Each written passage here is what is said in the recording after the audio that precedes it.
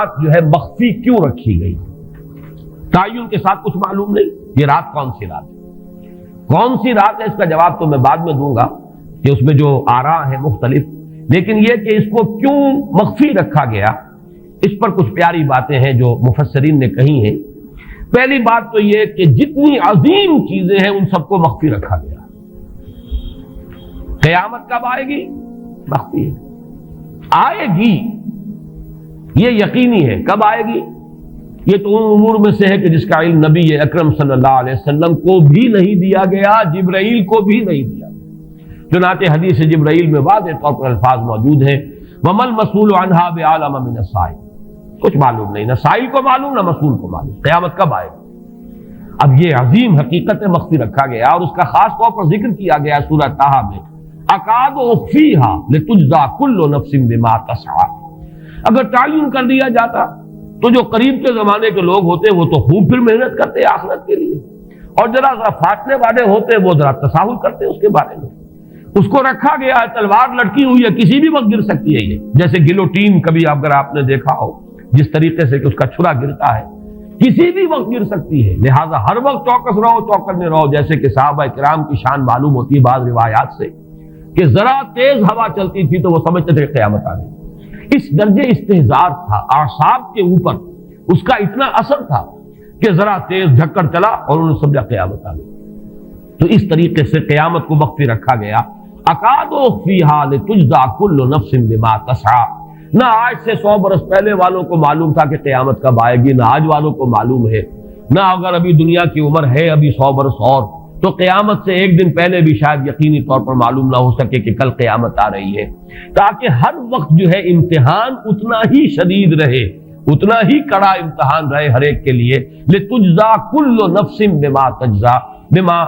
تسعی، تاکہ ہر ذی نفس کو بدلہ ملے اس کی سعی کے مطابق۔ اسی طریقے سے موت کا وقت معلوم نہیں، وما تدری نفس بأی ارض تموت، کہاں موت آئے گی کچھ معلوم نہیں، کہاں موت آئے گی، کب موت آئے گی کچھ معلوم نہیں۔ اسی طرح نوٹ کیجئے صلاۃ وسطیٰ، حافظوا علی الصلوات والصلاۃ الوسطیٰ معین نہیں ہے، اس کے لیے آراء اگرچہ ہے، اکثر آراء جمع ہو گئی ہیں صلاۃ العصر کے بارے میں، لیکن تعین سے حتمی طور پر نہیں کہہ سکتے۔ یہ رائے بھی ہے کہ کوئی بھی معین نہیں، تمام نمازیں جو ہیں وہ صلاۃ وسطیٰ کے حکم میں۔ بہترین نماز، کوشش کرو کہ پوری محافظت کرو، صرف نماز کی نہیں بہترین نماز کی، ہر نماز تمہاری بہترین نماز ہونی چاہیے، ہر روز روز عید ہو، ہر شب شب برات۔ اگر اللہ تعالیٰ کے ساتھ کوئی قلبی ربط ہے تو ہر دن جو گزر رہا ہے وہ روز عید ہے، اور ہر شب جو گزر رہی ہے وہ شب برات ہے۔ لیکن اگر وہ کہ انسان کو غفلت ان کے قلب پر طاری ہے تو وہ عید کا دن بھی اس کے لیے ایک عام دن ہے، اور شب برات بھی اس کے لیے ویسی ہی ایک رات ہے جیسی کہ ہر روز آتی ہے اور چلی جاتی ہے۔ اس اعتبار سے اس کو بھی خاص جو ہے معین نہیں کیا گیا صلاۃ وسطیٰ کون سی ہے۔ اسی طرح بعض روایات میں جو آتا ہے اسم اعظم، اللہ کا ایک نام ایسا ہے کہ اس کے واسطے سے اللہ سے جو بات مانگی جائے وہ رد نہیں ہو، لیکن وہ کون سا نہیں بتایا گیا۔ اقوال ہیں، اندازے ہیں، حی و قیوم پر زیادہ، الحی القیوم پر زیادہ لوگوں کا جو ہے وہ اجماع ہوا ہے، لیکن یہ کہ یقین سے نہیں کہہ سکتے۔ تو اسی میں اس کو بھی نوٹ کر لیجئے کہ اس کو مخفی رکھا گیا ہے لیلۃ القدر کو۔ لوگ زیادہ سے زیادہ محنت کریں، زیادہ سے زیادہ مشقت کریں،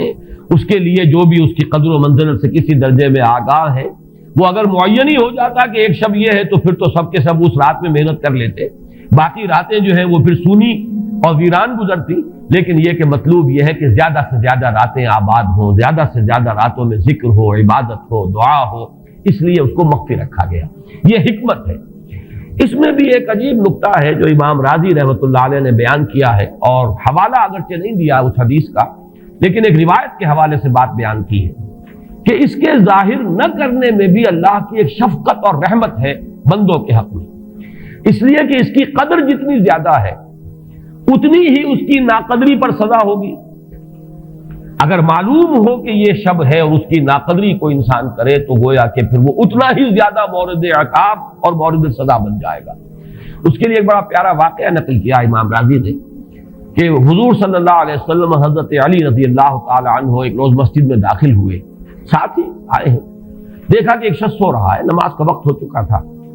حضور نے حضرت علی سے فرمایا کہ اسے جگا دو، اسے ہوش میں لے آؤ تاکہ یہ وضو کرے، نماز کے لیے تیاری کرے۔ حضرت علی نے امتثال امر کیا، جا کر جگا دیا۔ لیکن پھر ایک سوال کیا حضرت علی نے کہ حضور آپ تو خود نیکی کے کاموں میں بہت سبقت فرمانے والے ہیں، سباق بالخیر یہ لفظ آئے، سبقت کرنے والے بہت کثرت کے ساتھ، تو آپ نے یہ جو ہے یہ کام خود کیوں نہیں فرمایا اور مجھے کیوں اس کے لیے آپ نے حکم دیا؟ آپ خود بھی اسے جگا سکتے تھے۔ آپ نے فرمایا کہ تم اس کی حکمت کو سمجھ لو، میرے جگانے پر اگر وہ نہ جاگتا اور انکار کر دیتا تو کفر ہو جاتا اس کے حق میں، اور تمہارے جگانے پر اگر کوئی تساہل سے بھی وہ کام لیتا تو وہ کفر نہ ہوتا۔ تو یہ ایک فرق ہے کہ اللہ تعالیٰ کی طرف سے ایک شفقت ہے کہ حضور صلی اللہ علیہ وسلم جگاتے اور کسی درجے میں وہ انکار کر دیتا۔ کبھی ایسا بھی ہوتا ہے آدمی نیند میں ہے اور وہ کہتا جاؤ جاؤ مجھے آرام کرنے دو، تو اگر میرے ساتھ یہ معاملہ ہوتا تو وہ کفر کے درجے کو پہنچ جاتی بات، لیکن اگر تمہارے ساتھ یہ معاملہ ہو بھی جاتا تو اس درجے شدید نہ ہوتا۔ تو گویا کہ حضور نے اس شخص پر شفقت کے اعتبار سے یہ شکل اختیار کی کہ خود نہیں جگایا، بلکہ یہ کہ حضرت علی رضی اللہ تعالیٰ عنہ کو حکم دیا کہ اسے جگا دیں۔ تو یہ نقطہ کہ لیلۃ القدر کے اخفاء میں یہ بات بھی ہے کہ اگر اس کو عیاں کر دیا جاتا، معین کر دیا جاتا، تو پھر جو لوگ اس سے غافل رہتے پھر وہ بہت سخت ناقدری کا ارتکاب کرتے اور بڑی سزا کے مستوجب ہو جاتے۔ اب چھٹی بحث ہے کہ وہ رات کون سی ہے۔ اگرچہ ایک رائے شاذ یہ بھی ہے کہ وہ رمضان سے باہر کی رات بھی ہو سکتی ہے، لازم نہیں ہے کہ رمضان ہی کی کوئی شب ہو۔ اس میں چونکہ بعض حضرات نے ایک روایت کی وجہ سے جسے ہم شب برات کہتے ہیں، لیلۃ البرات، یہ شعبان کی 15ویں شب، درمیانی شب، اور اس کے بارے میں ایک روایت موجود ہے حضرت عائشہ صدیقہ رضی اللہ تعالی عنہا کی کہ رات کے وقت ان کی آنکھ کھلی اور وہ باری آپ ہی کے پاس شب باسی کی تھی حضور کی، تو حضور موجود نہیں تھے، تو تشویش ہوئی کہاں گئے۔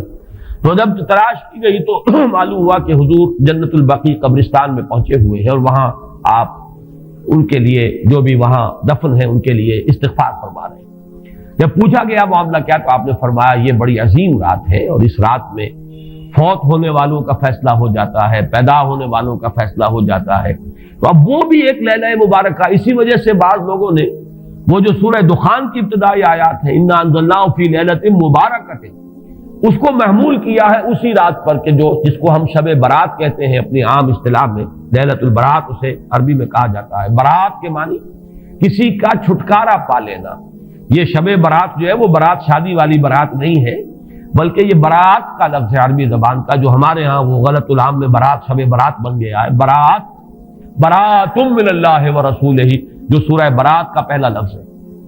کہ چھٹکارا پانا، کہ وہ رات بھی ایسی ہے کہ اس میں انسان استغفار کرے اور اللہ تعالیٰ سے اپنے گناہوں کی معافی مانگے تو اپنے آپ کو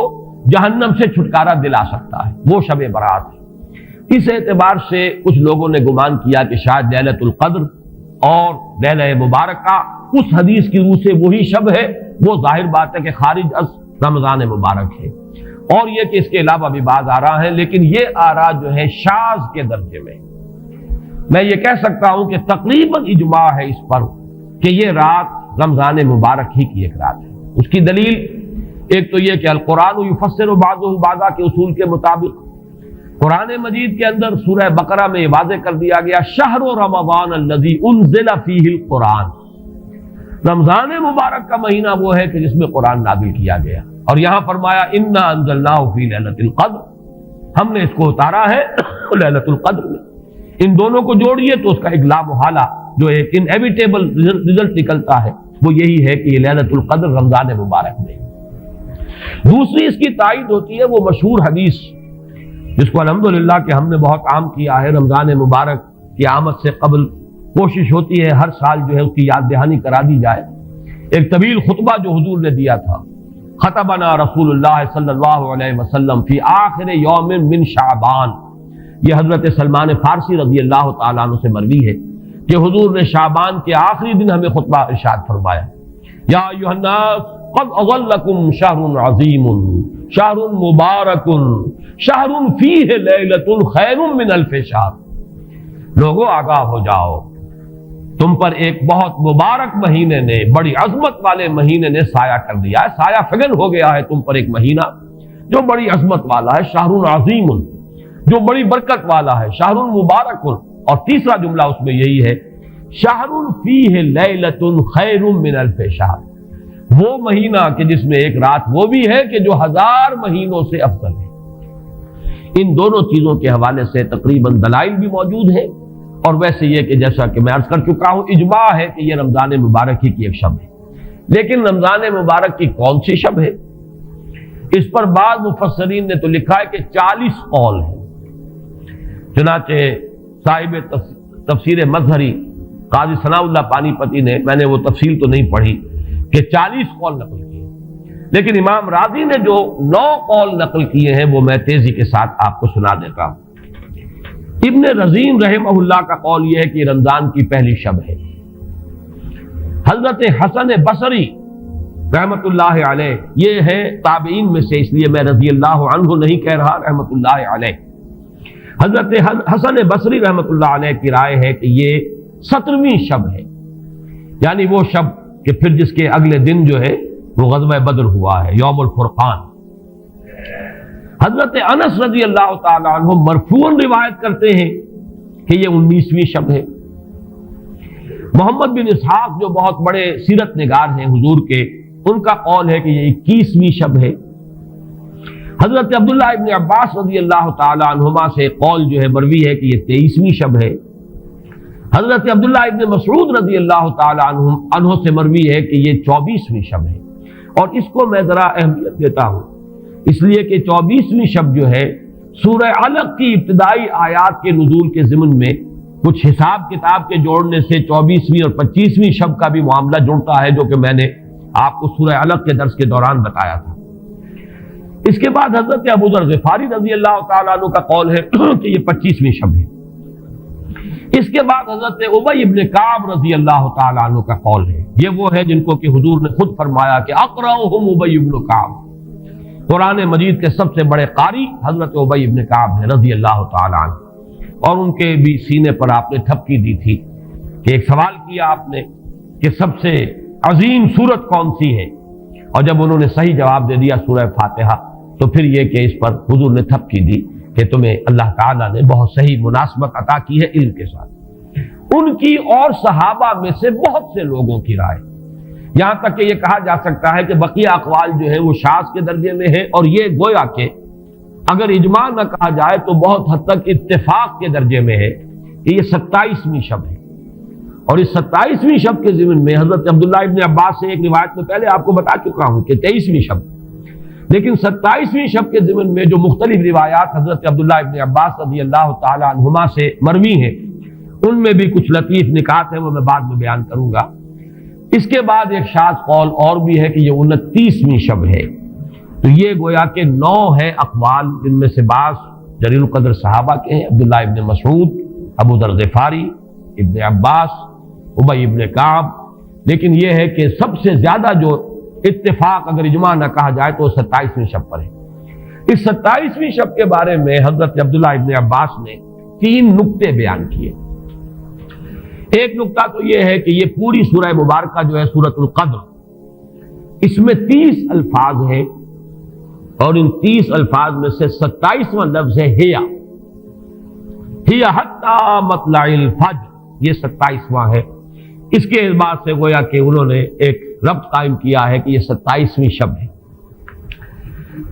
ایک بات انہوں نے یہ کہی ہے کہ اللہ تعالیٰ کو وطر محبوب ہے، اللہ وطر و یحب الوطر، اللہ خود بھی اکیلا ہے اور وطر کو پسند کرتا ہے۔ پھر یہ کہ وطر جو ہے اب رمضان مبارک کے اندر اگر وہ وطر شمار کیے جائیں گے تو 14-15 وطر بن جائیں گے، لیکن اس میں چونکہ آخری عشرے کے بارے میں بہت سی روایات جو ہے ان کا تقریباً اجماع ہو جاتا ہے کہ آخری عشرے میں، تو آخری عشرے میں بھی 5 وطر آئیں گے، 21ویں، 23ویں، 25ویں، 27ویں، 29ویں۔ لیکن حضرت عبداللہ ابن عباس کہتے ہیں کہ 7 کا ہنسہ اللہ تعالیٰ کو بہت پسند ہے، اور بہت سی چیزیں جو ہیں عالم تکوینی میں بھی اور عالم تشریعی میں بھی بہت سی چیزیں وہ ہیں کہ جو 7 کے ہنسے کے ساتھ وابستہ ہیں۔ 7 آسمان ہیں، 7 زمینیں ہیں، ہفتے کے 7 دن ہیں، طواف کے 7 شوط ہیں،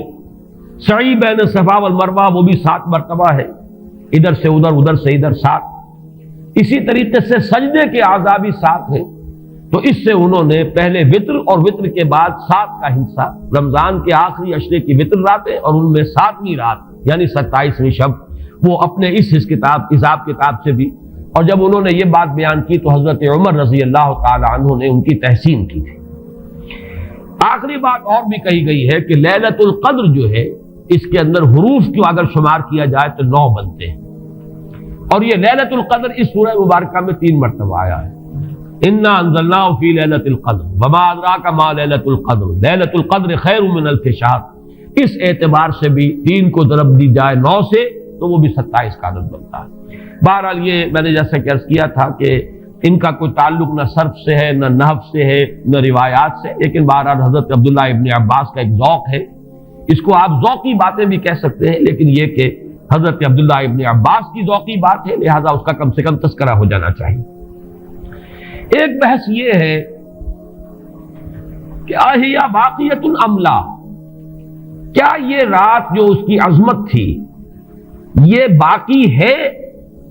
یا صرف وہی رات جو تھی جس میں کہ قرآن مجید نازل کیا گیا وہی عظمت کی حامل تھی؟ انا انزلناہ فی لیلۃ القدر، یا یہ کہ اب بھی ہر سال یہ رات آ رہی ہے تو اسی عظمت کی حامل ہے، اسی قدر و منزلت کی، اسی برکت کی حامل ہے؟ اس پر بھی تقریباً ایک اجماع ہے کہ یہ لیلۃ القدر باقی ہے، ہر سال آتی ہے.